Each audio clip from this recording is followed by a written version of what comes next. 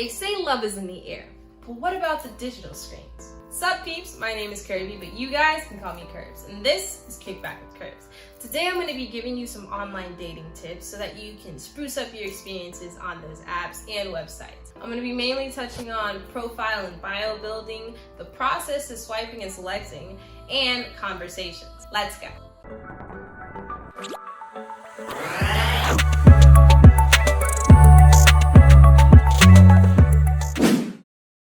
Start off, I want to say that I am not a professional when it comes to the dating apps or, love advice or whatever, but hopefully these tips will help you with your experiences.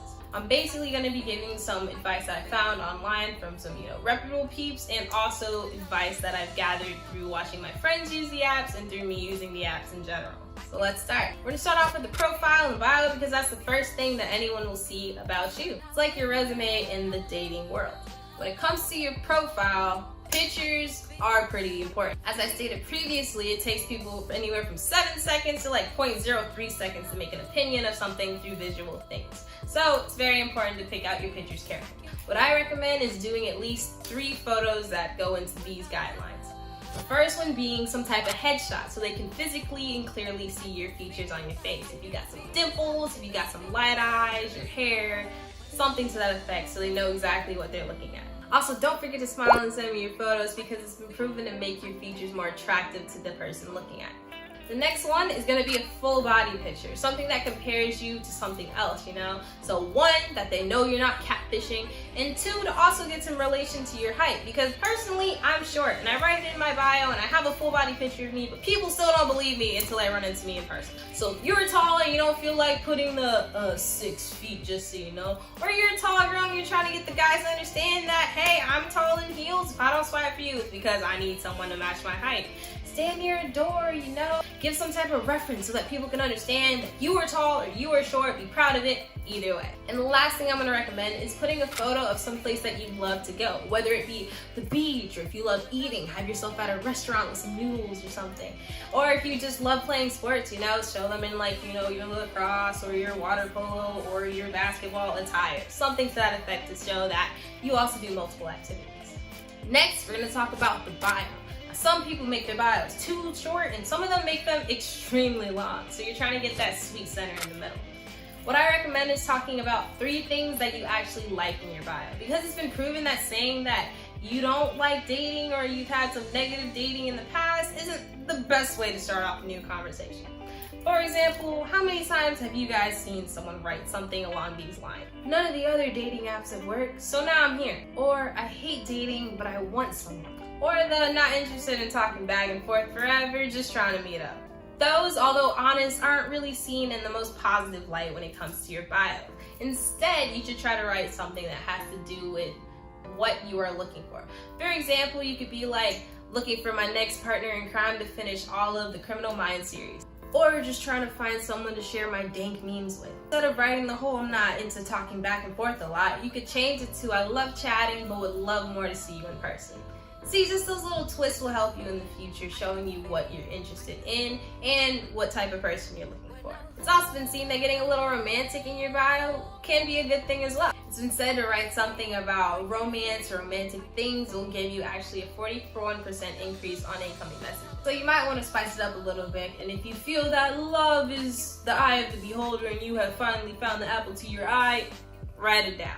But as I said, still try to keep it a little short and sweet. Next, we're going to go to the process of swiping or selection. People hear swiping, they normally think of Tinder or Bumble, and they have this basis of the double opt-in method, which is basically you can't talk to someone unless they also swipe right for you, which makes sense. But there are some apps that allow you to reach out to individuals before they officially like you. For example, Hinge. It'll allow you to like someone's profile and they'll be able to see that you like their profile before they get to you. When it comes to you guys individually swiping, I would ask for you to take your time. I have a friend who's a left swipe freaking god every 3 seconds. Nope.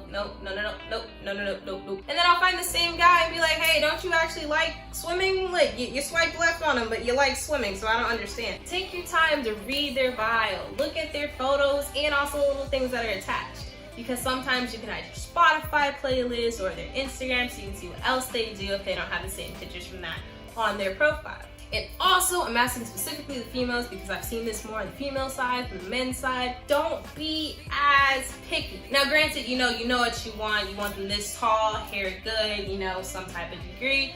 I understand. But also try to really look into them and not just solely go off of appearances. Because I've seen a ton of chicks swipe left, and guys have been having to do this swipe right all day method until they hit somebody, which is crazy to really think about. There was actually someone, his name was Matt Taylor, who actually ran a script on his computer so that it could automatically swipe for Tinder, and it swiped for 25,000 people.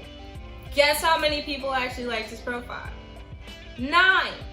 Granted, he actually found the love of his life through this process, but what I'm trying to say is that's crazy. There have been researchers who would do a woman profile and a male profile, and within 2 hours of the woman's profile being there, they already had 200 matches. And then within 4 hours, they had 600. But in comparison, the guy only had 100. What I'm trying to say is, be open-minded, read the bios, but also go by your standards. I'm not telling you to drop or lower them, just be open-minded. Last but not least, we're going to talk about conversations. Now, this is one of the, I want to say, hardest parts for some people to get to. They swipe, they got their matches, now it's time to initiate conversation. Some people are like, I'm going to wait for the gentleman to write. And some other people are going to be like, it's 2020, she should be writing me first. If you feel like you can actually foster a connection through this person, don't let time wait, write them first. It's been proven that men are actually the ones who write their matches faster with an average of 2 minutes after matching them, when compared to women, it's 38. That's what? If you swipe for them and you both match, it's for a reason. So why not, taking out the olive branch and being like, hey, how are you? How's your day? Or you're like, hey, you like that artist too? Love them. Have you heard their EP for this? Going on from there. If you're not that bold and can't really just start a conversation out of nowhere, because not everyone can do it, you could do simply sending a gift.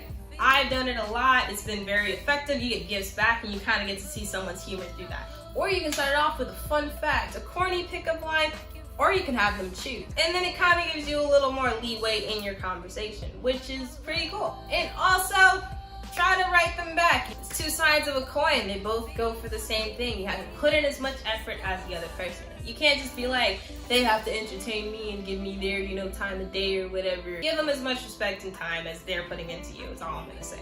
At the end of the day, if you feel like that your conversation's going well, meet them in person. Many people are using online dating apps because of the fear of face-to-face interaction, when actually in some cases, it's actually better to see them in person. Karen Cronin, and a philosophy instructor, actually had her students go on little dates with each other, and it actually was more beneficial to them in their opinion.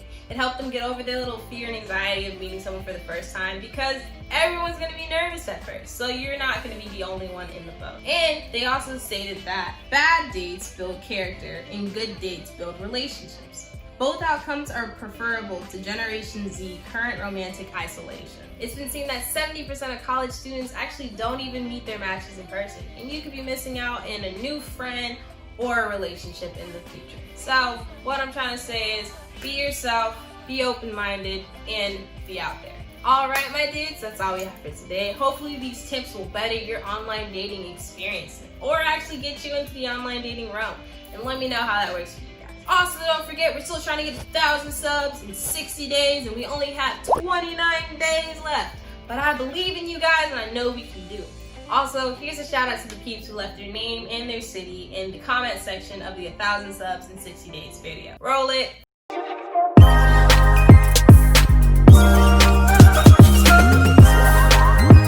You could be there too. Just make sure you put your name and your city in the comment section of the 1,000 subs in 60 days video, which will come up there. Don't forget to subscribe first though. If you like this video and like to see more, don't forget to hit that subscribe button. And if you think I did a good job, give me a thumbs up so I know how I'm doing.